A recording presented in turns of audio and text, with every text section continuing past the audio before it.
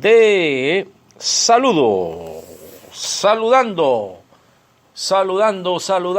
a nuestros amigos y amigas, y de antemano diciéndoles que sí estamos recibiendo todos sus mensajes y que ya nada menos ayer algunos de ustedes que tuvimos esa oportunidad de estar intercambiando en vivo ya nos daban sus respectivas comentarios, ¿no? Y el interés que tienen en todos los tópicos, todos los temas que aquí se tocan. Y es que fíjense que ahora allá por Centroamérica, ya con nuestros analistas por esos lados, vamos a estar quizás el corazón del tema sería, vamos a hacer unas interpretaciones, ¿no? De lo que significa esa llegada nuevamente de las Naciones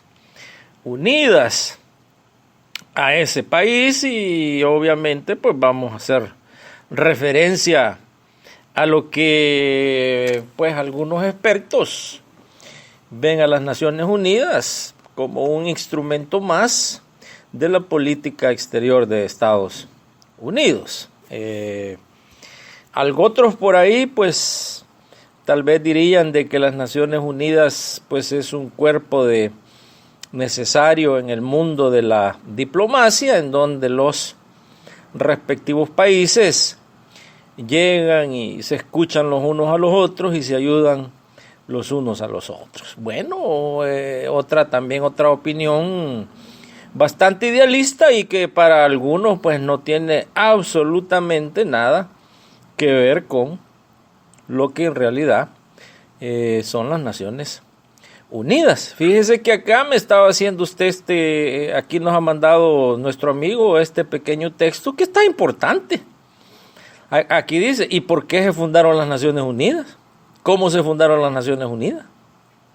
¿Dónde se fundaron las Naciones Unidas? ¿Quién? Mire qué importante tema y aquí dice de que dice es un instrumento de dominación que utiliza la diplomacia de Estados Unidos para lograr sus objetivos en todas las regiones en donde anda Estados Unidos tratando de defender sus intereses. Bueno, aquí nos da usted ejemplo también, nos ha mandado el ejemplo de Haití, mire qué interesante, y aquí nos dice solamente vayan a ver el ejemplo de Haití, en donde las Naciones Unidas están siendo utilizadas por Estados Unidos para apoderarse, mire qué interesante lo que usted nos ha mandado, para apoderarse de ese país, que por cierto dice usted es una isla, pero que tiene yacimientos grandísimos, mire qué interesante esto, pero que tiene yacimientos grandísimos de agua y petróleo. Mire, bueno, y aquí se pregunta usted, si las Naciones Unidas fueran a ayudarle a los países, ¿por qué ya llevan más de 10 años en Haití las Naciones Unidas? Y ese país está ahora peor que cuando llegaron las Naciones Unidas. Bueno, mire, y me parece que gracias por esta información que nos manda nuestro amigo, porque no es opinión, sino que es un hecho, ¿verdad? Que tenemos acá y que estamos compartiendo pues con toda la audiencia. También nos manda usted este otro reporte y nos dice, las Naciones Unidas llegan a Yugoslavia para permitirle a la OTAN, mire qué interesante, para permitirle a la OTAN el bombardeo indiscriminado y el rompimiento de ese país en pedazos de países. Para eso se utilizó las Naciones Unidas. Mire que, bueno, fíjese que esto va con lo que nuestro analista nos está diciendo de allá de Centroamérica, ¿no? El Salvador, que dice que ya llegó otra vez las Naciones Unidas, o van llegando, ya vamos a ver los detalles. Pero tendría entonces que preocuparle a los pueblos, ¿no? especialmente pues a los pueblos, porque las clases dominantes, las élites político-económicas, ya obviamente se han puesto de acuerdo con las élites político-económicas estadounidenses, que de acuerdo a estos números que usted nos manda, nuestra amiga aquí de Canadá nos dice que en ningún momento las Naciones Unidas deberían de ser instrumento de Estados Unidos porque todos los miembros pagan, dice, pagan una cuota. Mire, y todos los miembros pagan una cuota que va en representación a lo que es el país, su economía, así es la cuota. Interesante porque también aquí hay otro reporte en donde nos dice de que cuando es para defender los intereses de Estados Unidos y otros países como Israel, se utilizan las Naciones Unidas, pero cuando las Naciones Unidas saca algo en contra de estos dos países, entonces se desacredita. Mire qué interesante lo que usted nos dice de que, por ejemplo, las asambleas generales todos los años condenan la ocupación de Israel en contra de los palestinos. Y usted dice, si esto es condenado todos los años por las Naciones Unidas, ¿por qué las Naciones Unidas no han llegado a Israel? Mire qué interesante este punto, ¿no? ¿Por qué no hay Naciones Unidas en Israel testificando, archivando, fotografiando y investigando esta ocupación que ha violado toditas las reglas internacionales que hace Israel en contra de los palestinos en su propio territorio? Mire qué cosa, ve qué interesante. Y usted dice aquí, ¿y ahí por qué no han llegado las Naciones Unidas? Bueno, amigo aquí de Washington que nos manda esta nota y nos dice gracias por el tema y por las comparaciones para entender qué es lo que ha llegado a ser las Naciones Unidas a El Salvador. Y estoy aquí ya sintonizándolos porque quiero escuchar qué es lo que nos dice nuestro analista. Pues yo soy salvadoreño, dice Ricardo. Aquí dice Ricardo. Bueno, Ricardo, aquí en Washington. Bueno, Ricardo, vamos a ver ya vamos a irnos con el micrófono hasta Centroamérica. Solo queríamos hacer estos señalamientos. De igual manera, acuérdense ustedes que esto también se pone en contexto y hay que hablar. Lo discutimos también la vez pasada, que hace un par de semanas lo máximo fue asesinado aquí en Estados Unidos el representante de las Naciones Unidas de Rusia, aquí en Nueva York. Y usted se pone a pensar, ¿no? Bueno, no dice, el reporte no dice lo asesinan, sino que dice que, bien interesante, el embajador en su escritorio dice que cayó muerto. Mire qué cosa. En su escritorio dice, allí quedó muerto. Uno de los expertos más increíbles de Rusia lo consideraba uno de los diplomáticos de más altura de todo el mundo. Un hombre que, de acuerdo a los reportes, estaba saludable. Lo dice el mismo gobierno ruso, aunque mire qué interesante, todavía no hay un reporte oficial de las causas. Todavía no.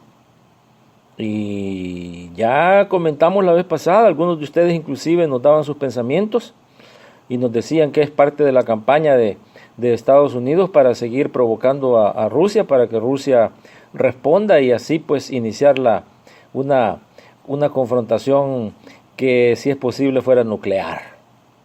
Bueno, para que vea usted que aquí estamos tomando en cuenta, aquí recibimos sus opiniones.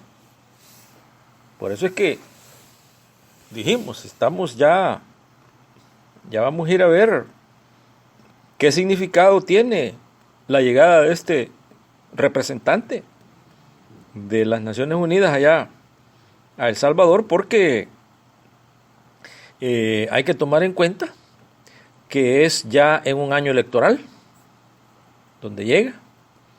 Hay que tomar en cuenta que es un momento en donde, en la opinión de muchos, el verdadero gobierno de El Salvador está en la embajada de Estados Unidos. De ahí es donde salen todas las decisiones, de ahí es donde salen todas las órdenes, ahí es donde inclusive ya está definido el próximo gobierno de El Salvador. Entonces, dice, ¿será que este señor también se está reuniendo en la embajada para poner el paquete de medidas todos juntos, ya de cara al próximo marzo? Que es donde los salvadoreños van a decidir por quiénes van a ser los diputados, alcaldes. Mire qué interesante, un país que se envuelve en elecciones y que vive de elecciones y que vive en elecciones y que está todo el tiempo ocupado alrededor de las elecciones. Mire qué interesante, qué trampa más interesante en la que ha caído ese país. Las estructuras económicas intocables, no se toca. No sé, las Naciones Unidas, dice aquí Judith, nos manda y dice, ¿y por qué las Naciones Unidas no resuelven el problema salvadoreño que no es tan difícil de resolver? Mire lo que dice aquí. Una política fiscal en donde los que tienen más paguen más. Mire qué punto el que hace Judith. Bueno, gracias por ese punto. Yo creo que sí, de acuerdo a los números, tiene razón Judith, porque ya hay números que indican que de 1.500 a 3.000 millones de dólares están saliendo de El Salvador anualmente, en concepto de evasión y elusión.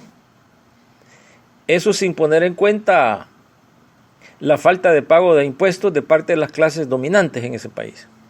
Eso no se toma en cuenta. Entonces, interesante, las Naciones Unidas llegan a un país que para muchos ahorita es ingobernable, pues el gobierno no gobierna, sino que el gobierno que gobierna se llama Embajada USA. Vamos a ver si nos explica también acá nuestro analista, bueno, y por qué llega hoy las Naciones Unidas, qué leyenda llevan hoy, qué historia llevan hoy, quién ha estado detrás de este movimiento, cuál es la exigencia o los puntos que trae, bueno, infinidad de cosas, ¿no? Como les decíamos, era una pequeña introducción que hacíamos, pero mire, como nos dice aquí Raúl Linares, Raúl Linares, gracias, parece que está en Ottawa, y usted nos dice, basta revisar lo que hacen las Naciones Unidas en otros países para ya tener un entendimiento de lo que van a ir a hacer al nuestro. Bueno, parece que usted también aquí nos está hablando como salvadoreño que es, residiendo en el exterior. Bueno, me parece buen punto, fíjese, porque historiales hay, ¿no? Hay bastantes ejemplos, ¿no? De lo que están haciendo las Naciones Unidas. Acuérdese que inclusive acá en un lugar que se llama Kosovo, allá en uno de los pequeños países que se partieron, que cortó Estados Unidos, Alemania y la OTAN y algunos otros países europeos. Uno de esos pedazos se llama hoy Kosovo. Y en Kosovo se mandó una fuerza de miles de soldados, ahí les llaman cascos blancos, cascos azules, y estuvieron ahí por mucho tiempo, en Kosovo, las Naciones Unidas. Y ahora pues ya hay reportes, hay documentos dignos de todo crédito, que indican que se mandaron estos cascos azules o blancos a Kosovo precisamente para justificar la militarización y el convertir a Kosovo en una base militar completa y de entrenamiento para los que en estos momentos están en el Medio Oriente, invadiendo, por ejemplo, a Siria, cometiendo actos terroristas en otras partes del Medio Oriente, que están ahora al servicio de Arabia Saudita y que están destruyendo, por ejemplo, Yemen, que han sido entrenados por la inteligencia de Israel, los Mossad, aquí en el Kosovo. Y entonces nos dice usted que es una base militar que entrena a terroristas, con las Naciones Unidas ahí presentes. Bueno, ya tenemos el micrófono listo. Vamos a irnos para Centro.